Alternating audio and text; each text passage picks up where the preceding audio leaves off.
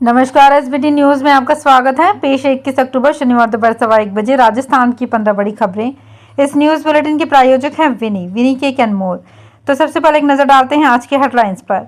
इसरो ने अंतरिक्ष में फिर रचा इतिहास, गगनयान मिशन का crew model launch. Amit Shah बोले, आतंकवाद के खिलाफ मोदी सरकार की जीरो टॉलरेंस नीति। भाजपा की दूसरी लिस्ट, कई सांसदों को टिकट मिलने के आसार। पुलिस स्मृति दिवस आज, पीएम ने दी शहीद पुलिसकर्मियों को श्रद्धांजलि। राजस्थान में आज आ सकती है भाजपा की दूसरी लिस्ट। और अब खबरें विस्तार से। भारतीय अंतरिक्ष अनुसंधान केंद्र ने गगनयान मिशन के क्रू मॉडल को सफलतापूर्वक लॉन्च कर दिया है। अंतरिक्ष एजेंसी को दूसरे प्रयास में सफलता मिली है। आज सुबह करीब 8:30 बजे इसकी कोशिश की गई तो तकनीकी कारणों से इसे टालना पड़ गया। हालांकि 10 बजे के करीब फिर प्रयास किया गया और इस बार इसरो को सफलता मिली। गगनयान के पहले test vehicle Abbott mission 1 TVD-1 को आंध्र प्रदेश के श्रीहरिकोटा से लॉन्च किया गया। इसरो ने बताया कि महत्वाकांक्षी गगनयान मानव अंतरिक्ष उड़ान कार्यक्रम से जुड़े पेलोड के साथ उड़ान भरने वाले परीक्षण यान में विसंगति का पता लगाकर उसे दूर कर दिया गया। गृह मंत्री अमित शाह ने शनिवार को दिल्ली स्थित नेशनल पुलिस मेमोरियल में पुलिस स्मृति दिवस के मौके पर शहीद जवानों को श्रद्धांजलि दी। इस अवसर पर उन्होंने कहा कि पुलिस के जवानों की ड्यूटी सबसे कठिन है।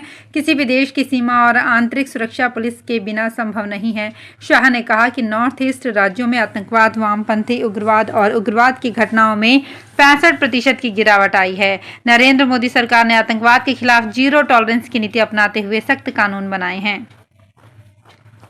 राजस्थान के भाजपा प्रत्याशियों की दूसरी सूची पार्टी आज जारी कर सकती है। कांग्रेस की ओर से आज ही पहली सूची आने की उम्मीद है। बताया जा रहा है कि प्रधानमंत्री नरेंद्र मोदी की मौजूदगी में शुक्रवार रात भाजपा की केंद्रीय चुनाव समिति की बैठक में राजस्थान के 84 सीटों पर प्रत्याशी तय कर दिए गए।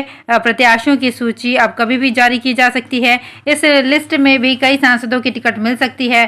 भाजपा ने अपनी पहली 41 उम्मीदवारों की लिस्ट में 7 सांसदों की जगह दी थी। ऐसे में माना जा रहा है कि पार्टी इस लिस्ट में कम से कम 4 सांसदों को चुनावी मैदान में उतारेगी। प्रधानमंत्री नरेंद्र मोदी ने आज पुलिस स्मृति दिवस के मौके पर शहीद पुलिसकर्मियों को याद किया। उन्होंने सोशल मीडिया पर लिखा कि पुलिस स्मृति दिवस पर हम पुलिसकर्मियों के समर्पण की सराहना करते हैं। सर्वोच्च बलिदान देने वाले सभी कर्मियों को श्रद्धांजलि। गृह मंत्री अमित शाह ने दिल्ली में नेशनल पुलिस मेमोरियल पर शहीद पुलिसकर्मियों को श्रद्धांजलि दी। इस मौके पर उन्होंने कहा कि सरकार के लिए काम करने वाले सभी लोगों में पुलिस के जवानों की ड्यूटी सबसे कठिन है। राजस्थान में भाजपा की दूसरी लिस्ट में करीब 70 से 80 उम्मीदवारों के नाम हो सकते हैं। पार्टी के राष्ट्रीय अध्यक्ष जेपी नड्डा की अध्यक्षता में शुक्रवार रात बीजेपी मुख्यालय में केंद्रीय चुनाव समिति की बैठक हुई। बैठक में दूसरी लिस्ट के नामों पर अंतिम मुहर लगी।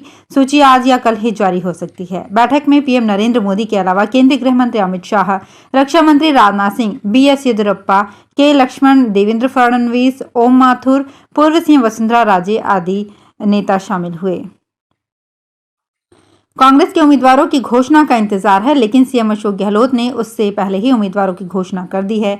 दौसा में प्रियंका गांधी की सभा के दौरान सीएम गहलोत ने जिले के सभी मौजूदा कांग्रेस विधायकों निर्दलीय ओम प्रकाश हुड्डा को टिकट देने के संकेत दे दिए हैं। गहलोत ने नाम लेकर सभी विधायकों को फिर से जिताने की अपील की। गहलोत ने सिकराय से महिला बाल विकास मंत्री ममता भूपेश, लालसोट से स्वास्थ्य मंत्री प्रसादी लाल मीणा, दौसा से मुरारी लाल मीणा, बांदीकुई से GR खटाना और महुआ से निर्दलीय विधायक ओम प्रकाश हुड्डा को फिर से जितवाने की अपील की। आज सीकर के पुलिस लाइन ग्राउंड में पुलिस शहीद दिवस समारोह का आयोजन किया गया। मुख्य अतिथि सीकर रेंज IG सत्येंद्र सिंह की मौजूदगी में हुए कार्यक्रम में पुलिस लाइन ग्राउंड में बने शहीद स्मारक पर शहीद पुलिस कार्मिकों को श्रद्धांजलि दी गई। वहीं कार्यक्रम के दौरान जब सीकर रेंज IG सत्येंद्र सिंह ने शहीद पुलिस कार्मिकों के परिजनों को शॉल ओढ़ाकर सम्मानित किया तो परिजनों की आंखें नम हो गई। इस अवसर पर रक्तदान शिविर और पौधारोपण कार्यक्रम भी आयोजित किया गया। राजस्थान में पिछले विधानसभा चुनाव में बस्सी से निर्दलीय लक्ष्मण मीणा को सबसे बड़ी और फुलेरा से भाजपा की निर्मल कुमावत को सबसे छोटी जीत मिली थी। जयपुर के विधानसभा चुनाव का इतिहास देखें तो 10 साल पहले 2013 में सांगानेर सीट से भाजपा के घनश्याम तिवाड़ी 65,350 वोटों से जीते थे। ये जिले की अब तक की सबसे बड़ी जीत है। सबसे छोटी जीत 51 साल पहले 119 वोटों से 1972 में दौसा सीट पर स्वतंत्र पार्टी के मूलचंद को मिली थी। तब दौसा जयपुर जिले में ही शामिल था। राज्यसभा चुनाव में क्रॉस वोटिंग करने के चलते विधायक शोभा रानी कुशवाहा को भारतीय जनता पार्टी ने पार्टी से निष्कासित कर दिया था। इसके बाद शोभा रानी कुशवाहा ने अब कांग्रेस का दामन थाम लिया है। राजस्थान में हुए राज्यसभा चुनाव में कांग्रेस प्रत्याशी प्रमोद तिवारी को वोट देने के कारण शोभा रानी कुशवाहा को निष्कासित किया गया था। शोभा रानी के पति बीएल कुशवाहा एक उद्योगपति हैं। वर्ष 2013 में बसपा की टिकट पर बीएल कुशवाहा ने चुनाव लड़ा और वे विधायक चुने गए। दिल्ली में ठंड बढ़ने के साथ स्मॉग का खतरा बढ़ने वाला है। अगले 2 दिन तक सुबह के समय हल्की धुंध नजर आ सकती है। 23 अक्टूबर से दिल्ली एनसीआर के इलाकों पर एक ताजा सिस्टम का प्रभाव दिखेगा। हवा की रफ्तार कम होने से दिल्ली में प्रदूषण बढ़ेगा। मौसम विभाग ने कहा है कि हवा की दिशा बदलने और रफ्तार कम होने के चलते अगले 4-5 दिन में एयर क्वालिटी इंडेक्स 200 के पार यानी हवा खराब श्रेणी में रह सकती है। उदयपुर शहर विधानसभा से भारतीय जनता पार्टी के एक दावेदार नगर परिषद डूंगरपुर के पूर्व सभापति एवं स्वच्छता अभियान के ब्रांड एम्बेसडर रहे के गुप्ता को पार्टी ने कहा कि अभी उनको उदयपुर का प्रत्याशी नहीं बनाया जाएगा। गुप्ता ने आज ही अपने समर्थकों और जनता के बीच इस आशय का संदेश जारी किया है। गुप्ता ने अपने संदेश में कहा कि पार्टी के शीर्ष नेतृत्व ने विधानसभा चुनाव में प्रत्याशी नहीं बनाने का निर्णय किया है। मैं उसका पूरी तरह से सम्मान करता हूँ। मेरे काम एवं प्रयास में कहीं न कहीं कमी रही है, परंतु लाखों लोगों ने प्रत्यक्ष एवं अप्रत्यक्ष रूप से जो सहयोग किया है उसका सदैव ऋणी रहूंगा। नीट काउंसलिंग में शामिल कराने के नाम पर महिला स्टूडेंट से लाखों रुपए की ठगी का मामला सामने आया है। आरोपी ने स्टूडेंट को बड़ा काउंसलर बताकर पैसे हड़प लिए। मामला सीकर के उद्योग नगर थाना क्षेत्र का है। पुलिस को दी रिपोर्ट में स्टूडेंट की मां सुमन लता ने कहा कि उसकी बेटी नेहा एलन कोचिंग में नीट की तैयारी कर रही है। नीट रिजल्ट में उसकी बेटी के 580 अंक आए, जिसके बाद लड़की की मां ने एक न्यूज़पेपर में विज्ञापन देखने के बाद नीट की काउंसलिंग कराने के लिए काउंसलर सौरभ को संपर्क किया। उसके कम नंबर के बावजूद काउंसलिंग में शामिल करवाने का झांसा देकर लाखों रुपए ठग लिए।